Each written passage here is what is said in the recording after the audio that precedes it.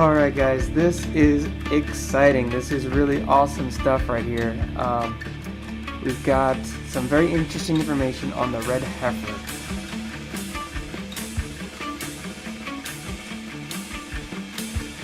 My question is this: why haven't we ever heard this in church?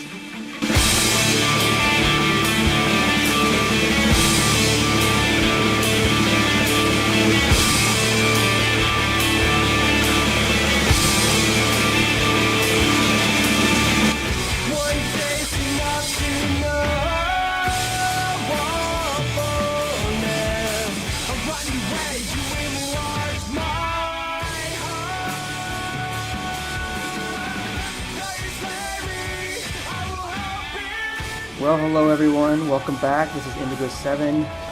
It is August 20th, 2020. I just feel impressed in my heart to record this video.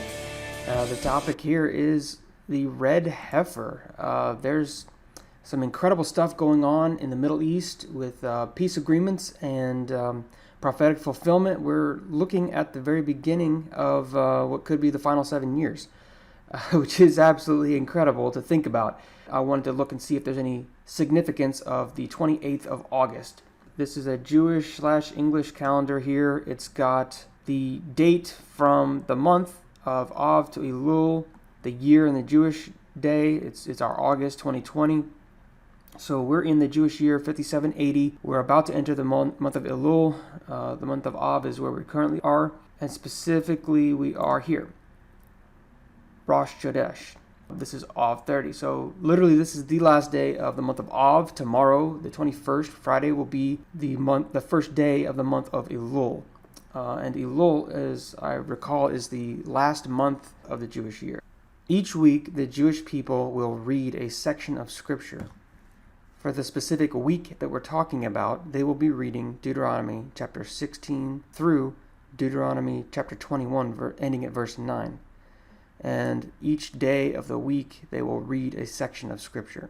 What's absolutely fascinating about this is your first day of the week, Sunday, is your first reading there. So this is right on the Sabbath. This is your first day of the week. So that's Sunday, Monday, Tuesday, Wednesday, Thursday, and this is Friday. This reading is for Friday, and it's Deuteronomy, and it covers specifically Deuteronomy 21 verse 3, the red heifer.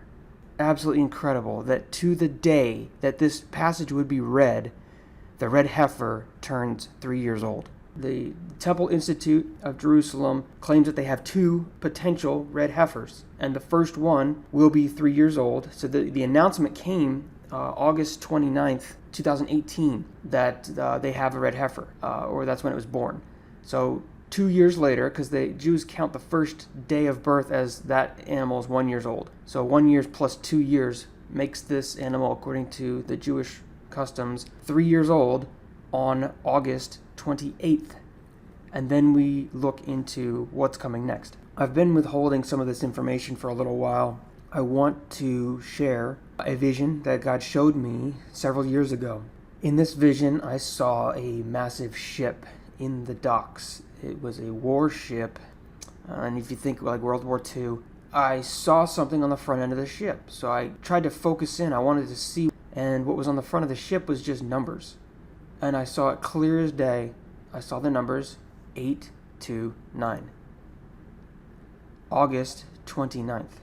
I thought this was incredible, and I went to people in my service and I said, God just showed me a vision. I went on a little journey, went looking up what does it mean, the Jewish numbers. It's the numbers Chet, Bet, Tet, 829, and each number has symbols. Each number is actually also a letter, and each letter is also a picture. So there's a lot more to that vision, but specifically I was asking, and every time this year rolls around, I was like, well, what's going on? What is this? And I was just blown away, absolutely blown away, when I heard about this 2 years ago, that the calf was born on 829. So it's 3 years old, August 28th, 2020. And that would be the age when it's able to be sacrificed. So I'm not sure exactly when or how much of a time frame they have to actually sacrifice this animal, but I do know it has to be at least 3 years old. So they might wait for one day, but it's a Sabbath day. So I don't think that they would sacrifice an animal on a Sabbath day. They may do it the day before. So anyway, these are very significant dates. Concerning Elul 29, it's the last day of the biblical Shemitah. It also falls on the Feast of Trumpets. It's actually a very significant time of the year, and many believe that as a lot of Jesus' major events occurred on Jewish feast days, a lot of people are looking to the Feast of Trumpets as the day that the final 7 years will begin, and also the final day when Jesus Christ comes at the Feast of Trumpets, the last trumpet at the Battle of Armageddon. So one really interesting website that I've gotten some good information from would be the Temple Institute, and they are also building the furniture and the utensils and the things needed, and also they are basically in control of raising the red heifers for the nation of Israel. So as we read, the red heifer must be sacrificed. It has to be a perfect red heifer. The Temple Institute, you watch a few of these videos, you'll see many of the people that are going up onto the Temple Mount every day, or at least once a week, praying, and they walk around the outside edge of where they believe that the Holy of Holies would be. No Jew is allowed to go up onto the Holy of Holies. They fear that if they do, they would die. They would desecrate the area that the temple once stood. Many believe that it's not at the same spot as the Dome of the Rock. They do believe that there would be a place for the Dome of the Rock to be built, as well as the Jewish Third Temple, which would create the scenario for end-time events to occur, where the outer courts are not measured because it'll be trodden down of the Gentiles. This is mentioned in the book of Revelation. So we need a red heifer, or the Jewish feel that they need a red heifer to sacrifice. It has to be perfect. They have to do the ritual purifications and sprinkle the ashes of the red heifer so that they can go up to the area that is the Temple Mount. They won't defile that area. And in that time, they'll be able to rebuild the third temple. But there's no way that they could rebuild the third temple right now without some kind of a peace agreement or peace accord with the Muslims that are in the area. It's already a tenuous situation. What happened on August 13th, and I had it in my heart to make this video even before Jared Kushner, Donald Trump, and the United Arab Emirates, the Crown Prince, came together and made a historic peace agreement. Basically, it's not the final 7 years peace agreement, but it is an agreement between those three entities. And they made a way for Muslims to be able to fly from the United Arab Emirates into Jerusalem so that they can go up to the Temple Mount. So they're allowing a way for Muslims to come in and worship in their Dome of the Rock and in their temple areas. And it's a first step. They're opening the door to what could be a peace agreement. So if they're able to start rebuilding the temple, which probably won't occur unless they are able to do a peace deal, they will have to make a peace deal so that they can build the third temple, but they can't build the third temple until they're ritualistically purified.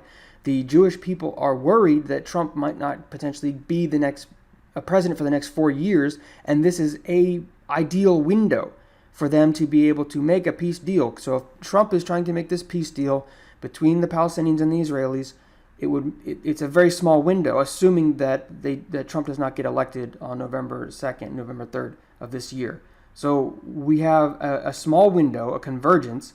They have announced the peace deal on August 13th, and by the end of this month, August 29th, the red heifer will be 3 years old and able to be sacrificed. So do you see there's an absolute convergence of all these things happening all at once, which is absolutely incredible. And then what we mentioned before, Elul 29, we're at the very starting point of Elul. I think it was Elul 8. But Elul 29 is supposedly the culmination of the seventh trumpet. It's the Feast of Trumpets. So they have this trumpets feast in September. So if all of this converges, they are able to do what they are setting out to do, and there's an opening door for the peace agreement to be signed. If they sign this peace agreement and they do it, for example, on the Feast of Trumpets, we know that we have 7 years left until the Battle of Armageddon. So we're on the cusp of one of the most prophetic fulfillments of all time. And if that is the case, I want you to consider this. You were born for such a time as this. Of all the times in human history